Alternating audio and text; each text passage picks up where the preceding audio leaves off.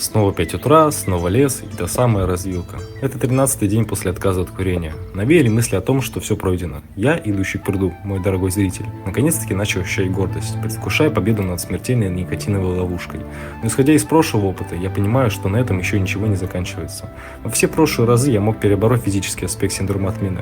Как правило, это первые 5-10 дней. А затем со спокойной душой и ложной уверенностью, что можно расслабиться, закуриваю еще одну прощальную сигарету. Но за ней, разумеется, следующий плюс 100-500. Пока не переходил к тому, что бросать курить нужно заново. Однажды я с другом поспорил, что если закурю сигарету, то постригусь на лысо. Так волосы в исходный вариант еще не отросли. Надеюсь, что на этот раз получится. А я тем временем ломаю сигарету и не прощаюсь с вами. Вроде все. Удачи!